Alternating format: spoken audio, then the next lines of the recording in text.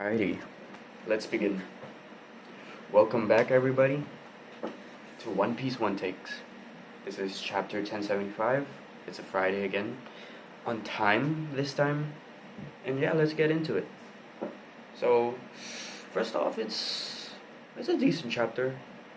I just give the rating straight up. It's an 8. 8 is just my default uh, rating for a One Piece chapter. You know, below an 8. It's not bad because One Piece will always be good to me, but below an 8 would generally be, not the best work. But yeah, 8 for this chapter, more dialogue, uh, more more story movement, but not that much. So, you know, let's dive into it.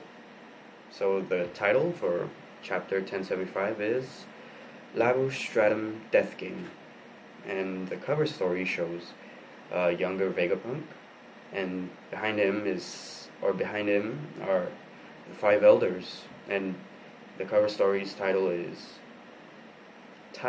I guess it's a title, right? The title is granted an audience with the five elders due to his scientific genius. I mean, obviously so, right? He'd be useful to any faction in the world. So, we jump right back into the previous chapter's happenings. Last chapter there was an explosion, right, on the side of the lab. So, we jump right back into it, and we see Shaka trying to communicate with Pythagoras, who basically was right by the explosion. So, yeah, no communication at all whatsoever. Then Shaka also checks the snail surveillance to find a growing sort of explosion. You know how it grows? Yeah, like an expanding explosion. And a sort of shadowy figure in the explosion, I think. And then the snail cuts off as well. So,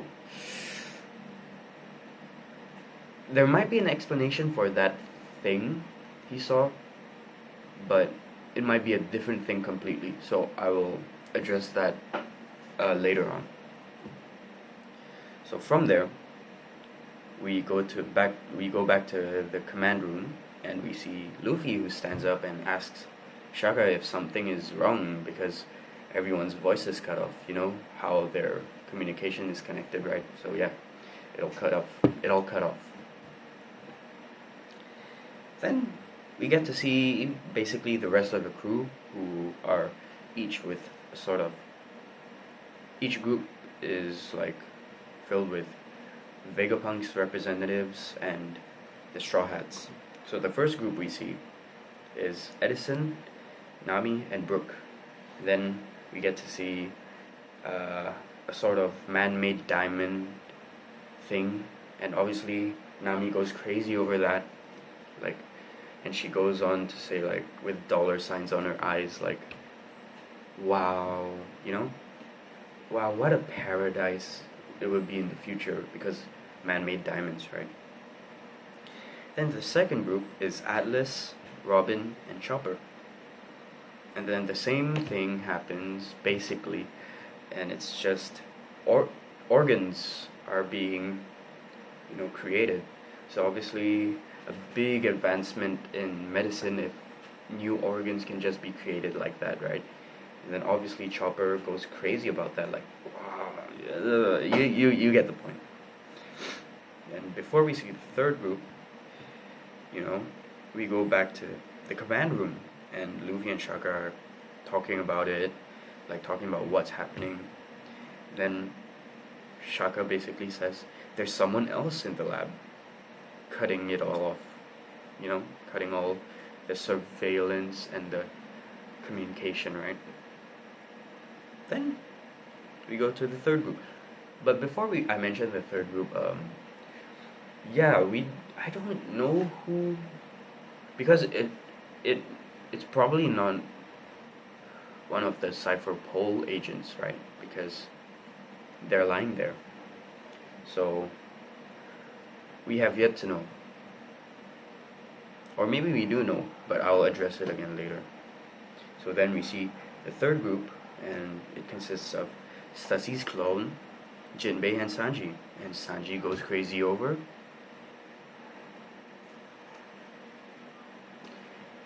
girls, ladies, of course. Then the last group, we got the remainder, York, Lilith, Frankie, and Usopp. And they're the ones who stumble upon the aftermath of the explosion only to find a damaged Pythagoras. But it turns out that his head's missing. And that his head is completely fine. And it's just his body that's damaged. So yeah, they talk about stuff, Pythagoras says he saw something.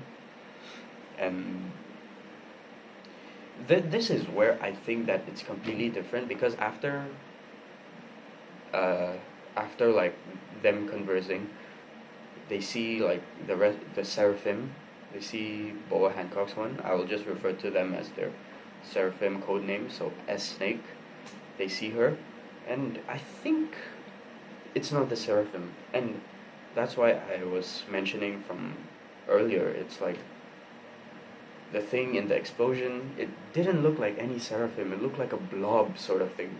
Kind of reminded me of that toxin, that poison monster from Punk Hazard, right? So maybe there's something that's similar to that on Egghead. That's what I think. Same goes for cutting off the communication. I don't think it's the Seraphim, and we'll get to find out again shortly after why not. And I think there might be another person there. I don't know, but we'll see. So now, yeah, Pythagoras says he saw something, and we see York, very carefree, patting a snake on her head, only to be petrified.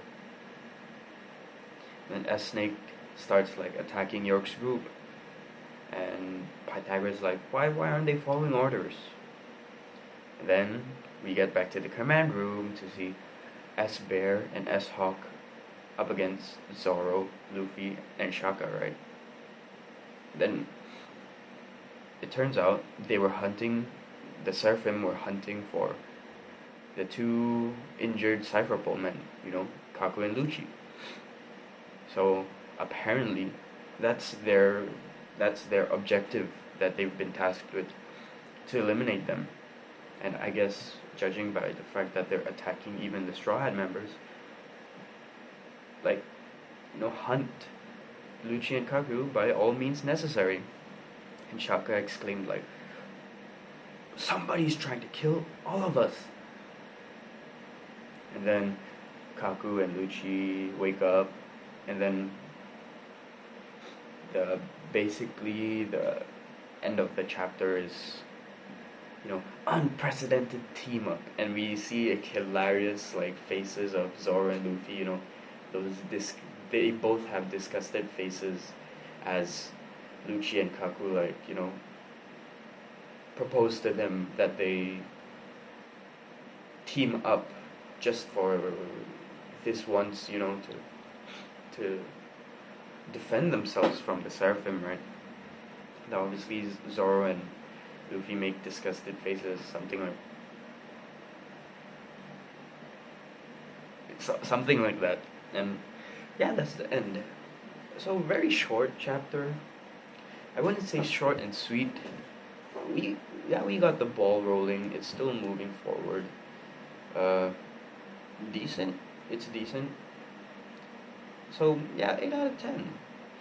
And yeah, that's why I don't think the Seraphim have anything to do with cutting off the communication, because their objective is strictly to hunt, Lucci and Kaku. So I don't think they'd be, not that they're not smart enough or capable enough, just that I don't think they're gonna be the ones cutting off communications.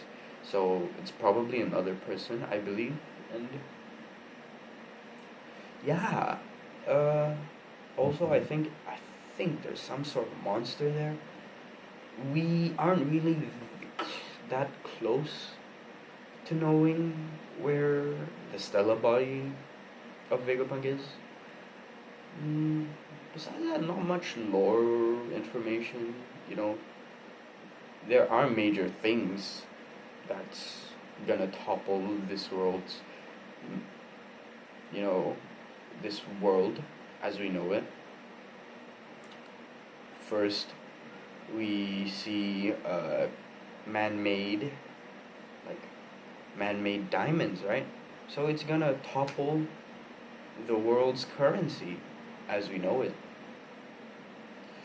Then we see man-made organs. So, and if they can just shoot out organs like that, everyone, medicine will advance, but then, and it'll also curb the greed of medicine, right? Because obviously transplants and stuff are very valuable, right? So imagine just like them making organs, it's gonna be cheaper, it's gonna be more effective because it doesn't like take away from other people, right? So it creates new organs. And with Sanji, you might think, yeah, they're just going crazy over a girl, but we have to once again like take a gander at the fact that it's a perfect freaking clone of Stussy, right? Yeah, like completely man-made clone with her own personality as well. So very good. So those are some huge implications, honestly. But in terms of actual like movement of story, it got the ball rolling. It's decent, decent, still very good.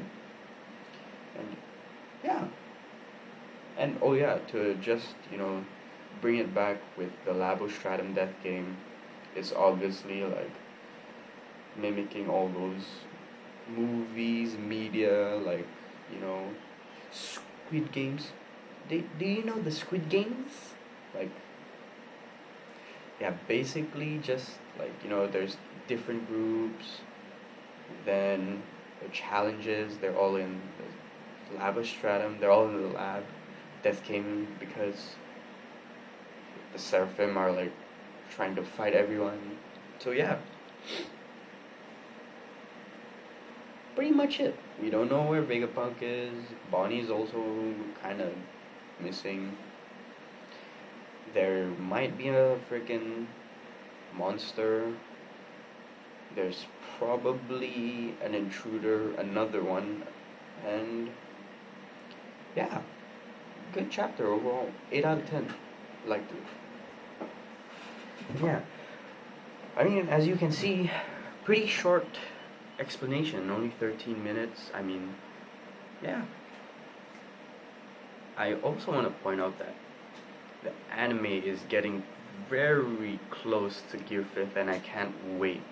I might do a reaction video to Gear 5th. So we'll see. Please watch the anime.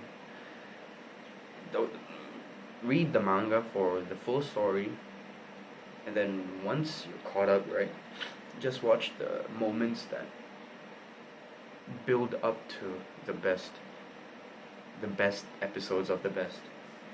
Like, don't need to watch all those fillers. Even some like like the Dressrosa arc, you don't have to watch a crazy amount. Just read it, then watch the fight, That's how I do it. I mean, if you like to watch, go ahead. Everyone likes to enjoy things differently. And yeah, that'll be all for me, I guess. Thank you for watching. It's been your boy, Sebastian, talking about One Piece in one take. And yeah, take care, stay safe. Hope you guys enjoyed your Valentine's this Tuesday. Thank you.